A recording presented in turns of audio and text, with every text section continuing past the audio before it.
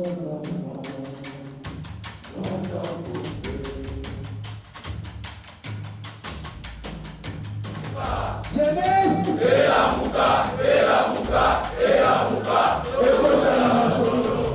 nous adressons à vous aujourd'hui, jour de l'indépendance de notre pays, dans un moment un peu difficile, où notre pays est agressé.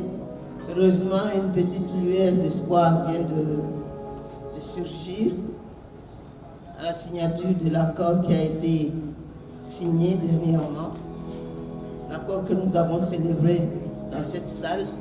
Et cela ne peut pas nous faire oublier le nombre de jeunes, de parents, de nos frères et sœurs qui sont encore en train de tomber et qui sont tombés à l'Est. Le patriotisme, le civisme, la citoyenneté, ces mots-là sont clés dans la vie.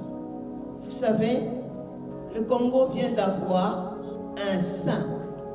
L'Église catholique vient de béatifier un jeune qui est tombé à l'Est, qui est mort, qui a montré qu'il était un patriote, qui a montré qu'il était un grand citoyen, qui est mort parce qu'il aimait son pays, parce qu'il n'a pas voulu trahir les siens.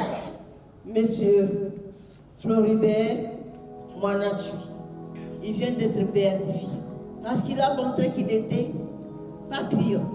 En tout cas, notre pays est béni. Voilà encore un saint qui vient d'être canonisé, Mwanachui Floribert, qui a montré aux jeunes l'exemple de résister face à la force de l'argent, face à la tentation. Je vous remarque malheureusement que beaucoup de jeunes qui parlent beaucoup, qui ont le verbe haut, aujourd'hui, beaucoup se sont compromis dans les détournements, dans la corruption, dans l'atteinte aux libertés d'expression, aux libertés individuelles. Et nous pensons que nos jeunes doivent faire la différence et doivent suivre l'exemple de Saint Mwanachui qui vient d'être reconnu mondialement et par la grande Église catholique comme un exemple pour la jeunesse. Je dois dire que la Ligue des jeunes de l'AFDC a été bien inspirée en organisant cette matinée un séminaire sur le patriotisme, la citoyenneté et le civisme. Au jour d'aujourd'hui, le 30 juin 2025, c'est un jour qui restera gravé dans la mémoire de l'histoire de l'AFDC et de l'AFDCA, parce que les jeunes ont échangé sur toutes les questions d'intérêt national. Et nous, notre présence ici se justifie par le fait que nous sommes là pour encourager la jeunesse. Nous pensons que cet exercice doit se répéter très souvent. Évidemment, ici on a formé les formateurs qui à leur tour vont porter le message auprès des autres, parce qu'au jour d'aujourd'hui, nous devons porter haut le flambeau de la campagne sur le patriotisme et l'amour de la patrie.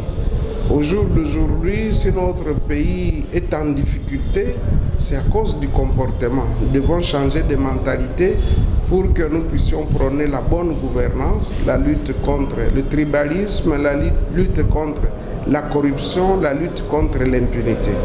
Voilà pourquoi nous sommes venus ici au siège de la FDC pour que nous puissions encourager les jeunes et nous disons en tout cas que les leçons apprises seront sûrement dissémées et essaimées auprès des autres jeunes qui sont dans toutes les provinces et pourquoi pas à l'extérieur du pays.